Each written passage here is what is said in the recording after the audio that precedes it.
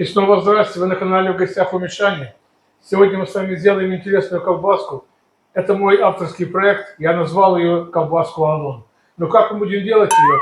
Мы возьмем грудку куриную, нарежем произвольно 2-3 сантиметра кусочки и взяли говяжий фарш. Значит, мы взяли соотношение 60% говядины, 40% у нас куриной грудки. Если хотите посочнее, можно брать куриные бедрышки. Но в этой колбасе мне не нравятся куриные бедрышки, мне нравятся именно куриные грудки. Потому что достаточно мяса жирная говядина, а бедрышки придают еще сочность и жирность. Ну, мне не нравится. Хотите сделать то же самое с таким же соотношением. Значит, что мы сделали? Мы перекрутили говяжий фарш, мясо мы сделали на мелкой сетке, мы сделали фарш. Вот такой вот мы уже слегка его подморозили, потому что мы знаем, что колбаска любит холод, чтобы ее замешивать. Мы взяли грудку куриную, грудка замороженная еще. Давайте мы ее обработаем. Грудка замороженная. Значит, мы зачищаем грудку и разрезаем на произвольные кусочки примерно 2-3 сантиметра, чтобы был красивый рисунок колбаски. Вот так. Вот такими кусочками произвольные. Видите? Можем и так, можем и так. Произвольные кусочки. Вот такими кусочками мы нарежем всю нашу грудку, и я опять включусь с вами. Ну вот, мы нарезали мясо произвольными кубиками, грудинку. Теперь мы должны немножко ее отбить, чуть-чуть. Просто отбить.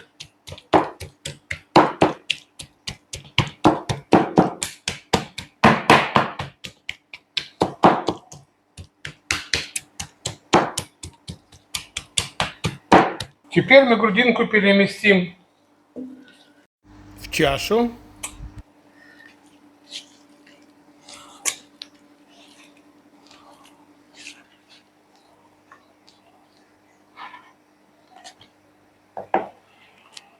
И немножко начнем вымешивать грудинку до блеска, до появления белковых нитей и до липкости. И отдельно мы так же само замесим фарш. Потом их вместе соединим и перемешаем еще раз. Если мы будем замешивать грудинку вместе с фаршем, она просто превратится тоже в фарш. Это мягкое мясо, видите, как оно разрывается на нити. Поэтому мы отдельно будем замешивать это и отдельно это. Потом соединим и немножко перемешаем. Без особого энтузиазма. Давайте чуть-чуть добавим наших специй. Вся граммовка, ребята, вся граммовка, все специи будут под описанием в ролике. Вы все увидите. Если будут какие-то вопросы, задавайте, пишите. Мне будет приятно вам ответить на любые ваши вопросы. Колбаса любит холод. И не забываем следить за температурой. До 8 градусов. Чуть-чуть посыпем. И поможем специям равномерно размешаться по всей поверхности мяса. Добавим водичку. И будем вымешивать фарш, пока водичка не впитается в мясо. Очень важно следить за температурой. Очень важно. Иначе мы получим, просто брак мы получим. Ну, вымешивать я буду еще минут 5. Давайте я вымешу грудинку, и мы с вами встретимся, когда начнем вымешивать говядину нашу. Вот мы вымесили наш фарш. Посмотрите, как он блестит. Он стал липкий. Вы видите выделение слизи на фарше, а вот по бокам клей. Вот это клей мясной, миозин называется. Чем ниже температура мяса, тем лучше выделяется миозин. Вот, поставим в сторонку. Вот сейчас нам предстоит вымешивать тяжелую артиллерию. Это наша говядина. Здесь 700 кг, здесь 800. грамм. Так как мы говорили, мы брали 60% говядины и 40% куриного мяса. Но теперь начнем вымешивать говядину. Придется чуть-чуть дольше вымешивать. Она холодная, я вам говорил. Температура говядины почти -1 градус. Значит, мы одели тепленькую перчатку. Наверх тепленькой перчатки мы оденем еще резиновую перчатку, так как эти тепленькие не одноразовые. Вот так. Ну, для особо трудолюбивых, у кого есть планетарный миксер, можете вымешивать в планетарном миксере. Это, кстати, хорошо. Это меньше нагревается мясо при вымешивании, так как ваша рука теплая, и вы греете мясо. А второе, вы будете нормально дышать, не будет вам болеть ни плечи, ни мерзнуть руки. Ну, давайте начнем. Значит, что мы делаем сначала? Берем подсолнечную смесь с нашими специями, равномерно распределяем по всей поверхности мяса. Мы потом все это соединим, нам не важно, сколько мы бросили сюда, потом это все соединится. Так как здесь 1,7 кг мяса, мы взяли 10% воды. Это получилось 170 мл воды. Все. И сейчас начнем тщательно вымешивать фарш. Ну, запах стоит обалденный. Специи, мускатный орех и душистый перец, и черный перец, а белый перец у него свой аромат. Обалденно получается. Ну, что я могу сказать, ребята? Мы вымесим сейчас говяжий фарш. Когда вымесим говяжий фарш до белковых нитей, до липкости, мы когда будем соединять с куриной грудкой, мы включимся опять. Вам не будет интересно смотреть, как я буду вымешивать 10 минут говяжий фарш. Посмотрите, как красиво мы взбили фарш. Посмотрите. Посмотрите на эту красоту. Он так пахнет, вам просто не передать. Чтобы почувствовать запах, нужно самому сделать. Это нетрудно.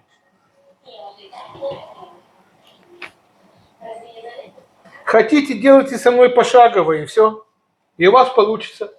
Теперь мы берем грудинку.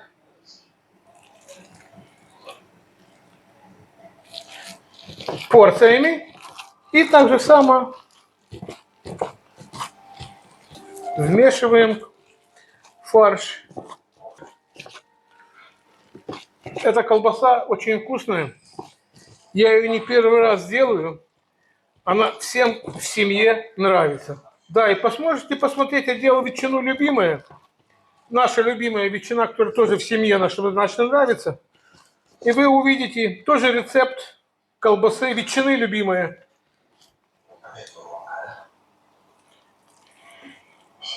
Ребят, мы сейчас смешаем все это мясо. Мы сейчас смешаем все это мясо в однородную массу, все. А потом я с вами включусь и все вам расскажу.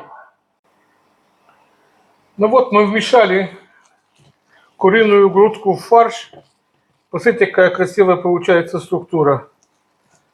Вот такая вот структура будет у нас и на разрезе в колбасе. Еще немножечко, чуть-чуть, буквально чуть-чуть. Как говорит художник, один штрих.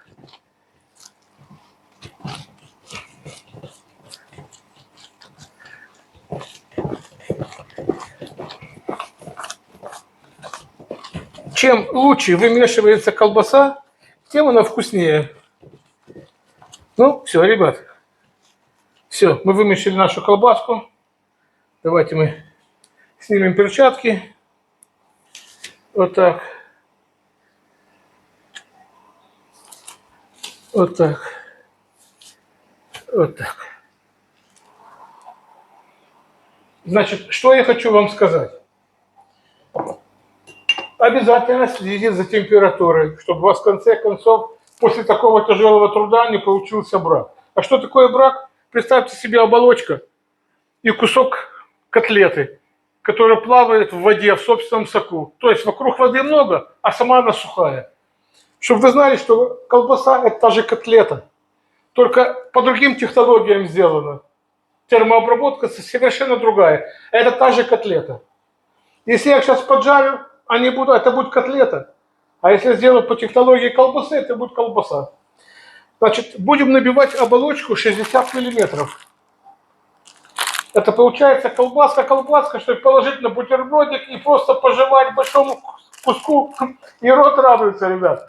Значит, обязательно, перед тем, как вы поместите ваше мясо в холодильник, накройте его пленочкой. Потому что запах, аромат чеснока, мускатного ореха, всех специй обалденный. Вас просто откроете холодильник, и вам это все даст в нос. А у вас в холодильнике еще и овощи есть, и фрукты какие-то. И кроме этого еще продукты. Они просто натянутся за ночь специями. И вы будете ощущать в каждом продукте, как будто вы едите колбасу, запах. Так поэтому накройте все герметично, пленочкой пищевой. Температура в холодильнике должна быть до 2-4 градуса, для того, чтобы мясо не закисло. Мы сделали сейчас предпосол, мы дали специи. Мы сейчас это мясо, я лично мясо вакуумирую. Вот у меня вот такой вот вакууматор. Самый простой, самый дешевый. Он с Алиэкспресса. Я уже вам показывал, ребята. Если вы внимательно смотрели мои ролики, где я делаю колбасу, посмотрите еще раз, обратите внимание. Я все вакуумирую в пакеты. И так я могу держать 2-3 дня в холодильнике при температуре 2-4 градуса в вакуумном пакете. Если у вас нет вакуумного пакета, тогда это будет до 48 часов. Вы можете держать ваше мясо со специями. Ну все. Значит, давайте я сейчас завакуумирую, и мы с вами включимся. Я надеюсь, вакуумировать аппарат знают все, показывать не надо. Если вы хотите посмотреть, посмотрите, пожалуйста, у меня на ролике, где я делаю колбасы. Это и любимая колбаса, и говяжья стопроцентная, и куриная. Все делают вот так, с вакуумом. А пока я пойду засолить или сделать малосольную рыбку. Я купил салмон и сделаю его малосольным. И, кстати, у меня тоже на канале есть этот ролик. Называется «Малосольный салмон». Ну вот, ребят, мы завакуумировали наше мясо. Кстати, какая красивая будущая колбаса будет. А после того, как я завакуумировал мясо, в течение 5 минут я сделал малосольный салмон. Завтра он будет готов. Как его делать? На канале у меня есть тоже, посмотрите, пожалуйста. И еще то, что нравится моей семье, моим друзьям, это корнбиф, который тоже у меня есть в ролике. Брискета.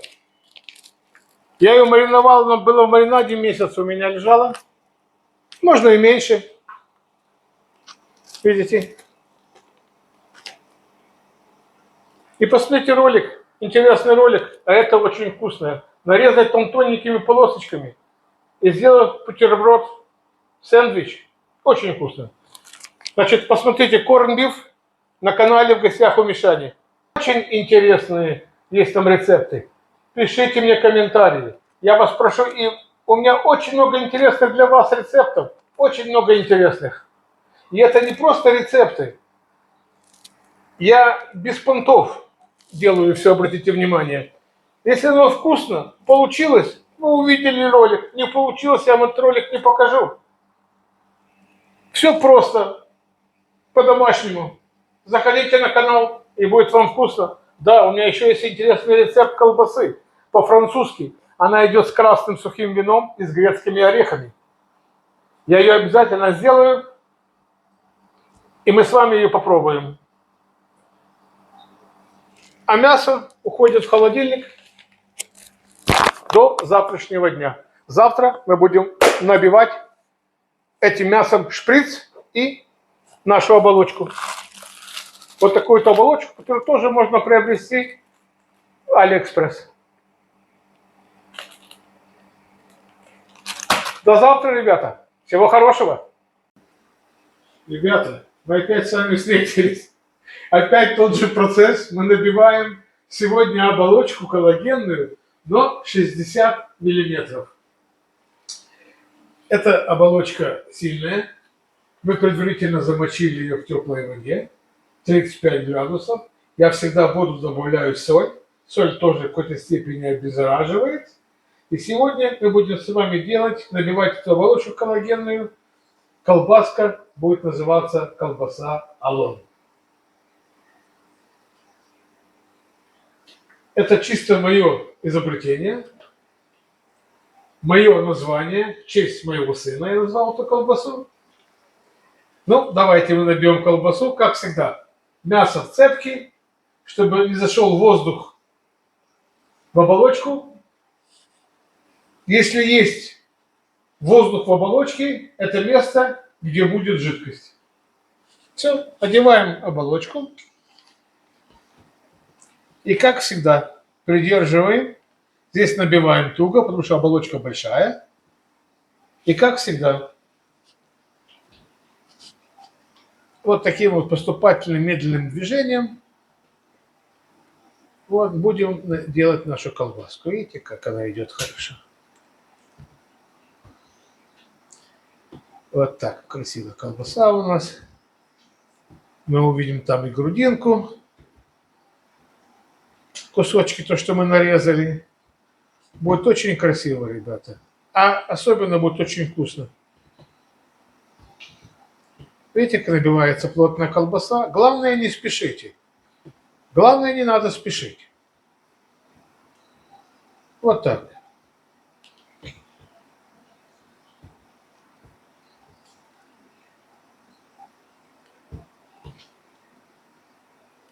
Все. Вот мы сделали колбаску. Ребят, вот наша колбаска. Теперь мы просто что сделаем? Мы просто закрутим ее вот так. Уплотним ее. И завяжем. И вот так вот натянем ее. Вот таким способом мы будем ее натягивать. Обратите внимание, колбаска стала упругая. Вот вкрапление грудинки, то, что мы делали кусочки по всей колбасе, она внутри, и будет очень вкусная колбаса. Вот так накрутили, уплотнили и завязали. Вот так. Вот так. Вот такая вот палочка красивая, ребята, у нас получилась. Вот такая красивая палочка. Потом мы проверим на наличие воздуха. Если есть воздух, мы взяли вот зубочисткой будем пробивать воздух. Пусть оно уляжется, успокоится, потом мы будем смотреть наличие пузырьков. Ну и так все остальное будем набивать. Давайте мы еще на одну набьем, а дальше я уже без вас набью все, покажу вам только результат. Вот опять же, придерживаем и плавными поступательными движениями мы крутим шприц. Мы крутим шприц.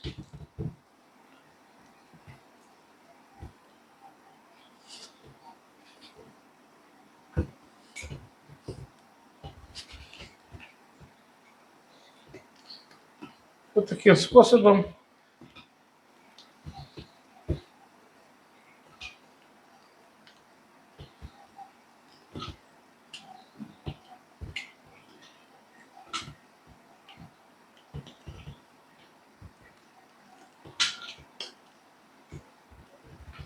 Если вы слышите щелчки, это просто в самом шприце есть клапан, который выпускает воздух, когда если есть воздух внутри мяса.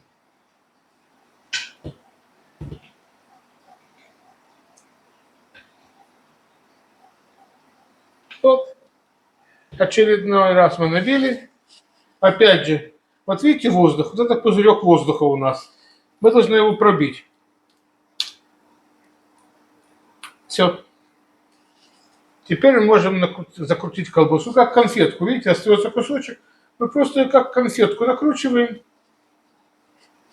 Берем веревочку.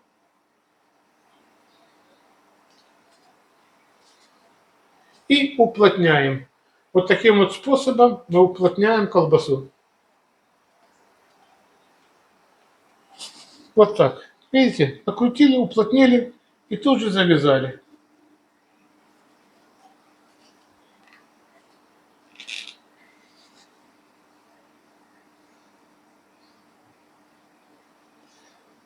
На другом конце батона мы делаем такую вот петельку, чтобы можно было подвесить колбаску в холодильнике.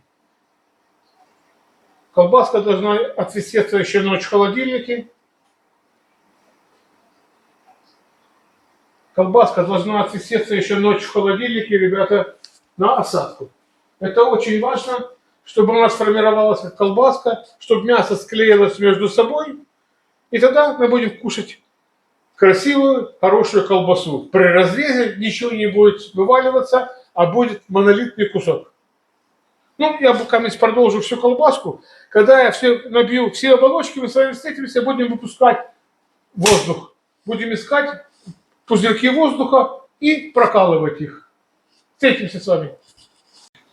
Ну вот, ребят, опять набиваем колбаску. Смотрим, чтобы не было воздуха. Плавные движения, не спешите опять. Хорошо набивайте оболочку, потому что оболочка большая. Ну, не такая большая, а есть еще больше. Если вы будете на меня подписываться и будете писать мне комментарии, у меня есть оболочка и 80 миллиметров и 100. Мы-то с вами сможем сделать шикарные большие колбасы. Вот итальянские колбасы.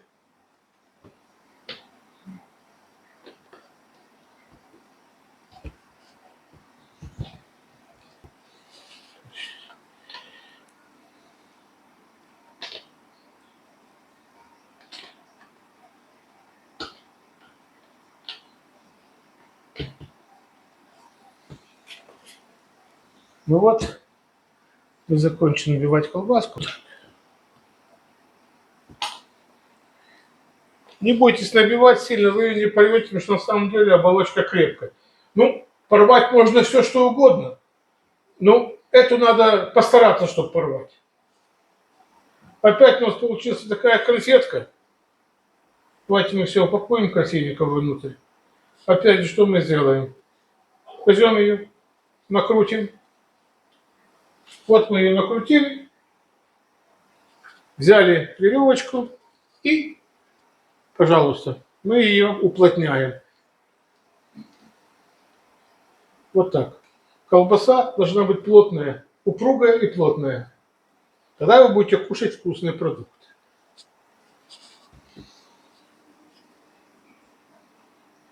А палочки у меня такие небольшие, это очень удобно. И для хранения удобно, и в холодильнике подвесить на дверьку, не снимая полочек. Как раз расстояние между полками в холодильнике. И это очень удобно. Потому что на полочках хранятся другие продукты. Чтобы не снимать полку с холодильника и не переставлять продукты, просто палочка подвешивается между полочками вот так, на крючочке. Сейчас я вам покажу, как это примерно будет. Вот такие вот крючочки у меня есть. Вот так. И мы подвешиваем на дверку холодильника в таком положении. И она до утра висит, то есть она стабилизируется. Ну вот, ребята, мы сделали наш шедевр. Вот такие колбаски у нас получились. Упругие, видите, какие они упругие. Посмотрите, какие они упругие. Видите, как прыгают, как мячики. Ну, сейчас мы проверим, конечно, наличие пузырьков воздуха. Но я предлагаю не искать эти пузырьки. Если по дороге мы увидим, мы их пробьем. А так просто взять всю колбаску. Слышали? Если слышите такой громкий звук, это воздух был. О!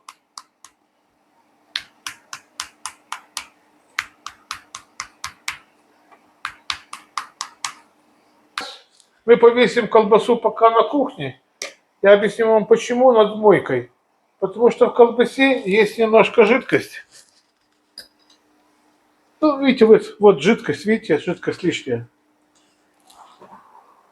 Видите, вот испаренной жидкости, видите, как она блестит, это жидкость. Она немножко подсушится. Это полчаса, может быть, от силы час. Дома не жарко, на улице жарко, конечно, потому что работает кондиционер. У нас сейчас в комнате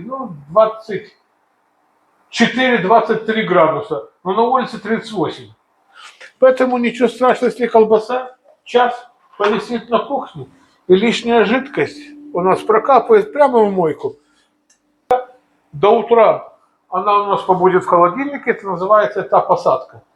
Ну а завтра, перед тем, как будем варить, мы ее обязательно оттеплим до комнатной температуры, а потом поставим ее в духовку.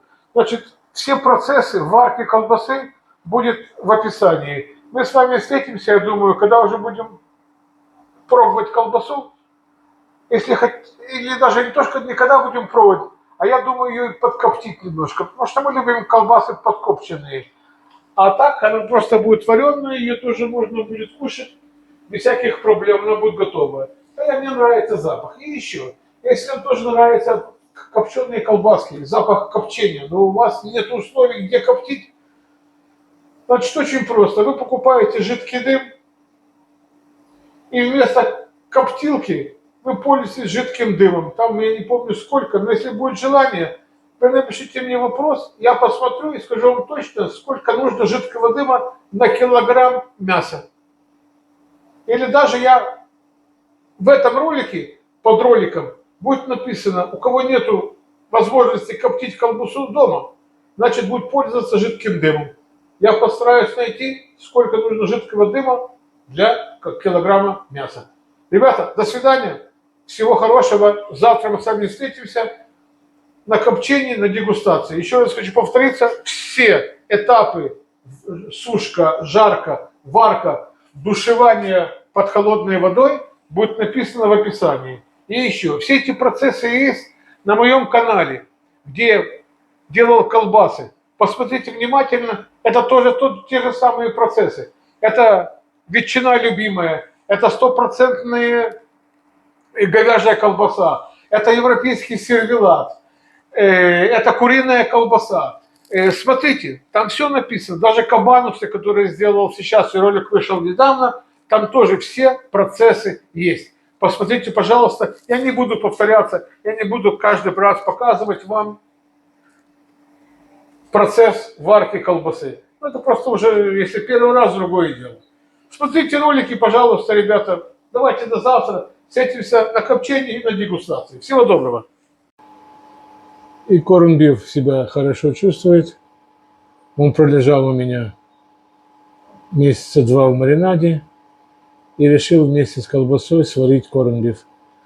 Ну, конечно, он будет вариться намного дольше. Посмотрите, какой цвет набрала колбаса.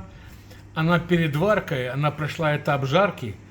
И корнбиф наш внизу, посмотрите, какой цвет приобрел. Ярко-красный. Давайте я открою дверьку, чтобы было лучше видно. Вот смотрите, какая колбаска красивая. Ярко-красная какая. И вот наш корнбиф тоже стал ярко-красным. Но колбаска еще, может быть, час будет вариться. А корнбиф еще будет часа 4 в духовке. При низкой температуре. А какая температура? У меня на ролике есть приготовление идеального корнбифа. Вы можете зайти, посмотреть ролик и заодно рецепт. Ну вот, ребят, сегодня я много говорить не буду. Мы с вами приготовили такую шикарную колбасу, которую я назвал Алон. Это, кстати, мой авторский рецепт. И плюс мы сделали еще корнбиф. Корнбиф, как делается корнбиф, у меня есть ролик, можете посмотреть. Так и называется корнбиф. А сейчас давайте посмотрим колбаску Алон. Попробуем и получим удовольствие. Много говорить о этой колбаске не буду. Я ее делаю раз в месяц. И нам всем очень нравится. Колбаса очень вкусная. Все специи будут под роликом. под описанием. Смотрите, делайте и получайте удовольствие. Посмотрим, что у нас получилось на разрезе. Вот такая, смотрите, ребят, вот такая вот шикарная колбаса у нас получилась. Вот это вкрапление грудки, она, то, что я говорил, что грудку надо отдельно немножко замесить, а потом добавить в готовый фарш, чтобы не изменилась структура кусочков грудки. Посмотрите, давайте нарежем и посмотрим, как эта колбаска монолитная и шикарная колбаска. Вот такие тоненькие кусочки, посмотрите. Посмотрите, какая красивая колбаса и какие красивые получаются узоры.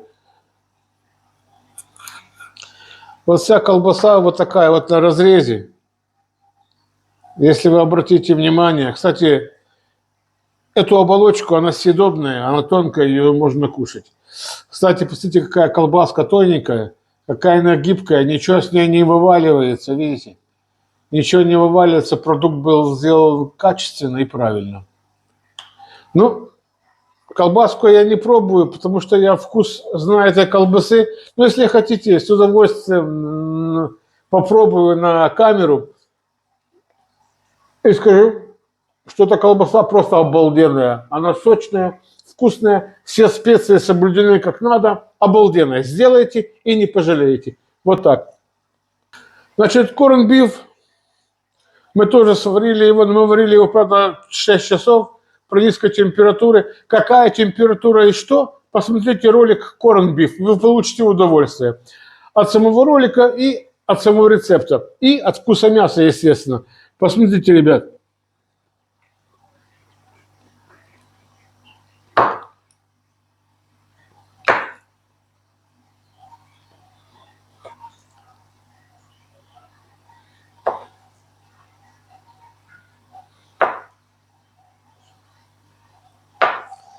Я много говорить не буду. Те, кто понимает, те, кто видит, те, кто смотрит, он самое что убедится, что выполнен наш корн-биф с шикарным специи, шикарный запах, обалденный. Мясо не сухое, мясо очень сочное и нежное. Я уже пробовал, я знаю, что это, я это делаю. Я могу на камеру, если вам так будет интересно, просто сказать свое мнение, которое я уже говорил, когда в ролике вы увидите.